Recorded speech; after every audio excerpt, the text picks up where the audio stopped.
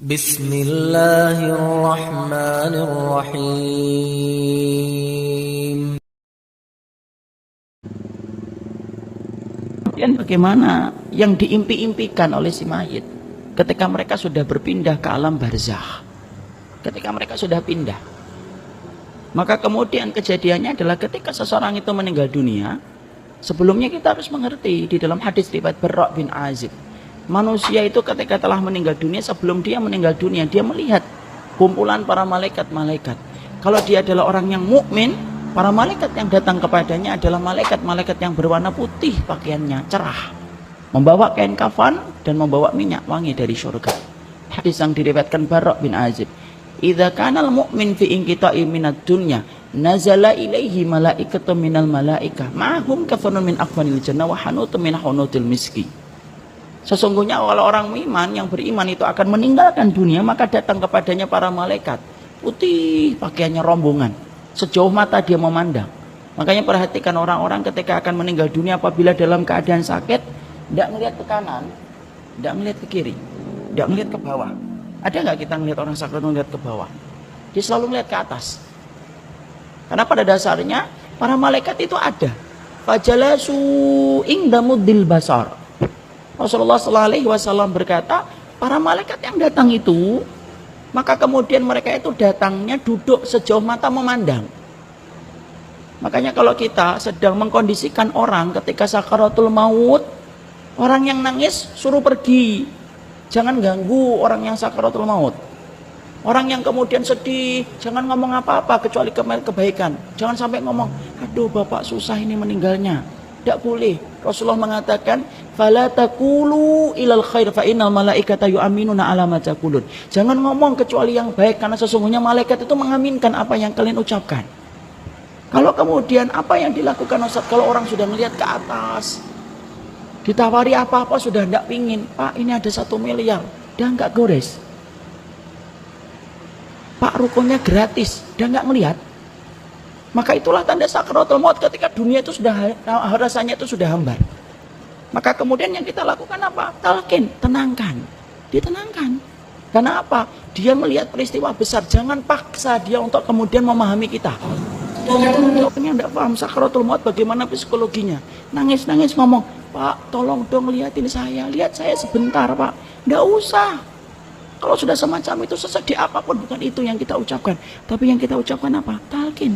Lakinu ala mautakum la ilaha illallah. Talqin. Orang yang akan meninggalkan di antara kalian itu la ilaha illallah. Di sebelah mana Ustaz? Sebelah kanan. Mentalkinnya lembut. Tidak usah buru-buru. La ilaha illallah. Berikan waktu jeda supaya dia mencerna kalimat yang kita sampaikan. La ilaha illallah, supaya dia mencerna kembali. Jangan buru-buru. Kalau dia sudah mengucapkan la ilaha illallah, sudah. Jangan diajak ngomong lagi. Kalau kemudian tiba-tiba habis ngomong la ilaha illallah, air, haus, talqin lagi. Sampai betul-betul la ilaha illallah itu kalimat yang terakhir. Kalau sudah dia mengucapkan la ilaha illallah, diem. Jangan langsung ditutup ya. Udah Pak, jangan ngomong lagi. Jadi kemudian la ilaha illallah terakhir. Kalau sudah betul-betul terakhir, tidak usah kemudian dia apa-apain lagi, sudah minta sama Allah supaya dia jatuh dalam keadaan yang baik. Boleh nggak kita meminta Ustadz supaya orang tua kita kena sakit yang berat, kita minta sama Allah, matikan aja ya Allah. Sebagaimana saya pernah mendapatkan pertanyaan dari seseorang, Ustadz sakitnya orang tua saya berat, boleh nggak saya berdoa, ya Allah matikan saja, ya Allah saya ikhlas, daripada saya ngeliat ibu saya dalam keadaan sakit yang begitu berat. Tidak boleh memintakan kematian. Tapi yang benar adalah in kanal wafatu khairun lahu. Kalau kematian itu baik untuknya, wafatkanlah. In kanal hayatu khairun lahu. Kalau kematian itu baik untuknya, hidupkanlah dan sehatkanlah. Tidak boleh bagi kita untuk meminta mati. Sampai Bapak, berat apapun ujian dan sakit yang nanti kita derita, jangan pernah sekali-kali minta untuk kemudian kita mati. Matikan saya ya Allah, saya ikhlas. Tidak usah. Itu tidak pernah dialami oleh para sahabat. Dan Rasulullah melarang itu. Fala, janganlah kamu kemudian membayangkan kematian dan meminta kematian. Tapi katakanlah, kalau memang mati lebih baik untukmu, katakan, ya Allah kalau memang mati baik untukku, wafatkan aku. Tapi kalau kemudian engkau melihat bahwasannya hidup itu baik untukku, hidupkanlah, panjangkanlah. Maka ditalkin. Maka ketika seseorang itu telah meninggal dunia, dia naik kain kafannya, ruhnya itu pakai kain kafan. Maka para malaikat tadi yang membawa kain kafan, yang membawa kemudian minyak wangi, membungkus itu dengan kain kafannya. Insya Allah ya. Sampai jasad dan ruh itu ada pakaiannya. Diatur ada berpakaian itu. Jangan remehkan berpakaian, itu termasuk di antara perkara yang dikonsep oleh Allah yang Maha Alim. Sampai mati pun dikonsep bagaimana pakaiannya. Ada orang hidup tidak mau diatur cara berpakaian oleh Allah. Dia kemudian dibungkus lagi dengan kain apa itu, diberikan minyak wangi dari surga. Ngetok-ngetok pintu langit yang pertama. Fastaftahu lahul bab. Para malaikat-malaikat itu ketika mengantar ruh yang pertama, ketika ini adalah orang yang beriman, meminta langit yang pertama dibukakan. Ini menunjukkan bahwasanya langit itu berlapis-lapis. Makanya yang paling ancak, paling puncak itu dinamakan Sidratul Muntaha. Sidrah itu apa? Bidara. Karena memang yang paling atas ada bidaranya. Meminta langit yang pertama dibukakan. Ketika mereka melihat orang yang beriman pulang kepada Rabbnya, maka para malaikat-malaikat itu kemudian berkata, Maniruh, siapa ini pemilik ruh? Disebutkanlah nama yang terbaik yang pernah dia miliki ketika hidup di dunia. Rame langit itu.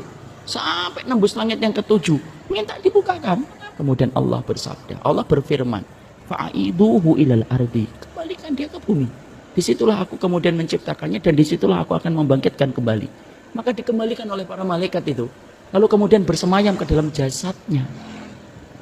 Itulah proses kematian.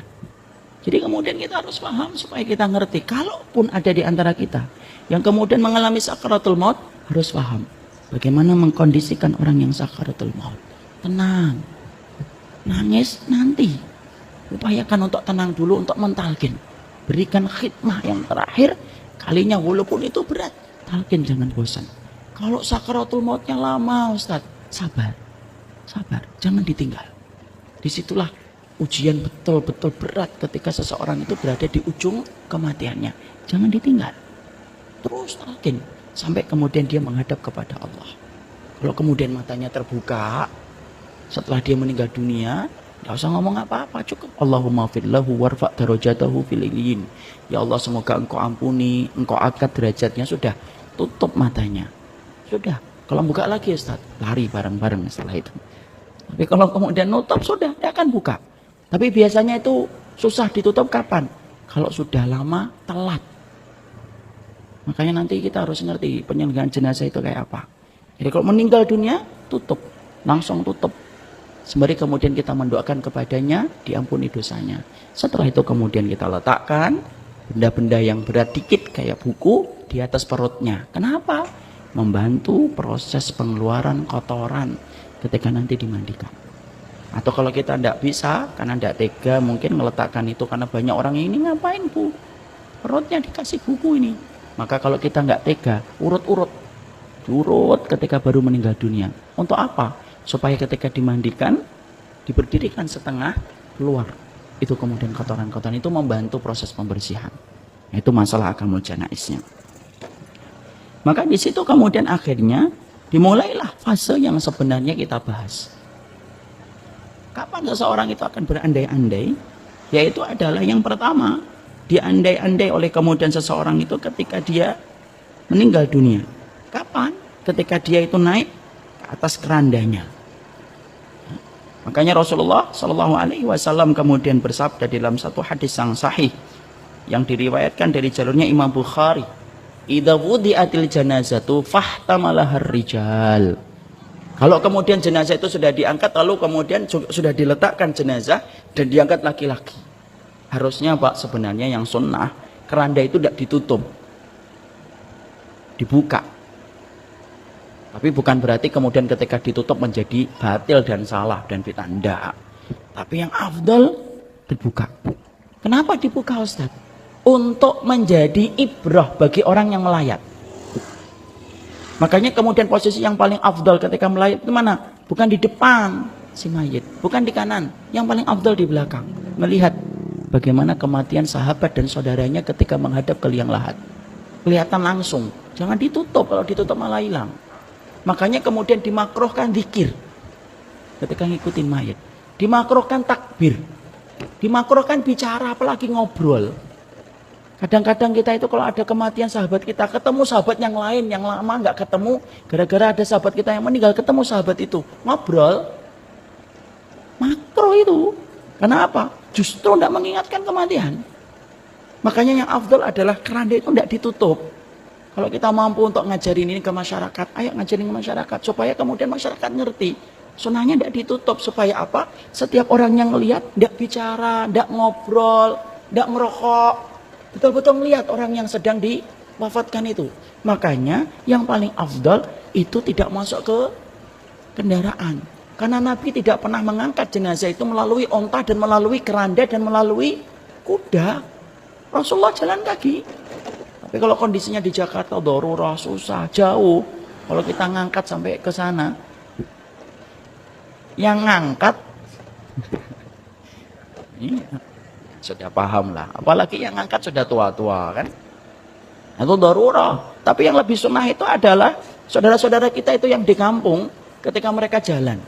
Makanya kemudian idza wudi'atil janazah wahtamalaha rijal. Sudah diangkat oleh laki-laki. Ini menunjukkan bahwasanya pengangkatan itu diangkat, tidak diletakkan di bawah. Diangkat di sini. Ya. Maka apa yang kemudian diandai-andaikan oleh si mayit? Fa in kanat salihatan qalat qaddimuni. Fa in kanat ghairu salihatan faqala ya wailaha aina yadhhabuna biha yasma sautaha kulla syai'in ilal insan law sami'aha la sa'iqah. Rasulullah SAW kemudian berkata, sesungguhnya si mayit itu pertama kali ketika diletakkan di atas keranda, kalau dia adalah orang yang solih, maka sesungguhnya dia akan berkata, qaddimuni, segerakan aku. Jadi ketika jenazah itu pertama kali naik ke keranda, dia tak memikirkan keluarganya. Keluarganya nangis, sedih, enggak. Dia kemudian sudah membayangkan hal yang sangat menggembirakan, menuju ke liang lahat untuk mendapatkan panen dari setiap perbuatan yang telah dia kerjakan. Makanya kemudian sampai ada keterangan, apakah orang yang solih dan tidak solih sebelum ditegakkan mizan, mereka itu sudah ngerti atau sudah sadar enggak? Kalau kemudian mereka itu akan menuju kemana? Sudah tahu, sudah bisa ngeraba. Sebagaimana kalau antum dulu diuji ketika kuliah, antum habis menyelesaikan ujian, antum kan bisa nebak kira-kira nilainya berapa. Kira-kira tadi ujian saya enggak jawabnya, saya jawab 3. Yang tidak bisa saya jawab 3. Oh, saya dapat 3. Alhamdulillah tadi jawaban saya 2, saya bisa jawab semuanya. Ada yang kemudian saya 1 tidak bisa jawab, padahal soalnya cuma 1 mungkin. Tapi orang itu bisa bayangkan kira-kira dia dapat berapa. Dia dapat berapa itu udah bisa bayangkan dia. Oh, paling kalau melesetnya dikit. Oh, saya dapatnya 7, paling mungkin 7,5 atau mungkin 6,5. Sama. Para ulama kemudian salaf menjelaskan manusia ketika mereka itu sudah meninggal dunia, itu sudah bisa meraba. Dia itu termasuk orang yang akan mendapatkan kebahagiaan atau tidak. Maka perhatikan, Rasulullah sampai mengatakan, ingkanat salihatan, kalau dia orang yang solih, bergegas dia mengatakan, qaddimuni. Ayo, segerakan. Ayo. Kayak anak kecil itu loh. Kalau diajak ke teman bermain, ketika dia ngelihat teman bermainnya, kadang-kadang kan tidak sabar. Kita baru atret, parkir, baru kemudian kita menempatkan mobil. Anaknya sudah buka kunci mobil, sudah turun, sudah lari ke tempat bermain. Karena tidak sabar. Itulah perumpamaan, kias. Menggambarkan tentang orang-orang yang mereka itu kemudian meninggal dunia.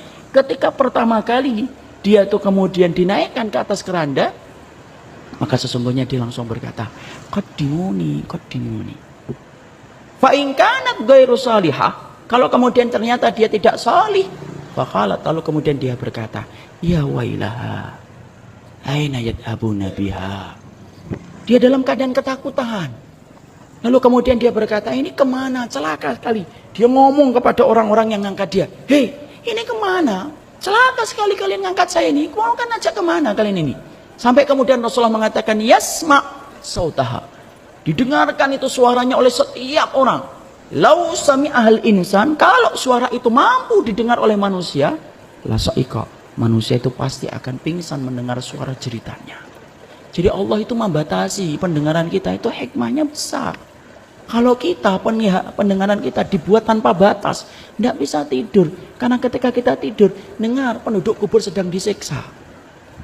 Kalau kita pendengarannya kemudian tidak dibatasi, kita tidak bisa tidur ketika kita mendengar ada orang yang jerit-jerit ketika baru meninggal dunia, ketika dia protes. Dibawa kemana saya? Makanya para salaf berkata, Allah membatasi penglihatan kita, Allah membatasi pendengaran kita, itu hikmahnya besar. Kalau tidak dibatasi, tidak akan hidup tenang kita untuk melihat ataupun mendengar sesuatu yang sebenarnya tidak perlu kita dengarkan. Jadi itulah yang pertama. Jadi menggambarkan bahwasanya kebahagiaan itu langsung dirasakan orang-orang yang pertama kali meninggal dunia. Maka sesungguhnya itulah yang menjadikan kita perhatikan, kenali Allah dalam keadaan sempitmu, lapangmu, supaya Allah itu mengenal kamu dalam keadaan lapangmu. Inilah yang menjadi kabar gembira tempat pertama kali ketika jenazah itu baru kemudian diwafatkan, dinaikkan di atas keranda dan dia bergegas. Dia ingin mengatakan bergegas, menggambarkan kegembiraan yang dia rasakan. Padahal dia tahu dia menuju ke liang lahat. Ini yang pertama. Penjelasannya masih panjang. Sudah jam 8. Qadarullahu ma yasha. Kenapa? Iya, 6 menit untuk pertanyaan. Iya, qadarullah. Kenapa, Pak? Ya, sebentar. Nah, qadarullah saya tadi terlambat tapi saya sudah nambah insyaallah. Kita buka, kita baru pertama. Apa yang dimimpikan oleh si mayit ketika sudah di liang lahat? Apa yang dimimpikan mayit ketika sudah datang malaikat yang menanyakan amalnya? Masih ada beberapa poin yang akan kita bahas insyaallah. Tapi memang keterbatasan waktu jualah yang membatasi kita. Jadi insyaallah nanti kita akan teruskan, kita baru membahas penggalan yang pertama. Andai si mayit itu bisa bicara, maka Allah menyampaikan lewat lisan Rasulullah, dialah orang yang berkata dan berteriak, segerakanlah saya untuk sampai ke liang lahat. Kalau dia adalah orang yang solih. Kalau kemudian dia bukan orang yang solih, dia akan teriak ketakutan. Dia memarahi orang yang memikulnya karena dia ngerti sesungguhnya segala macam siksa dimulai ketika dia akan dibawa ke liang lahat. Semoga kita tidak termasuk yang kedua. Allah masukkan kita ke yang pertama. Orang-orang yang solih yang senantiasa berkata, qaddimuni, qaddimuni.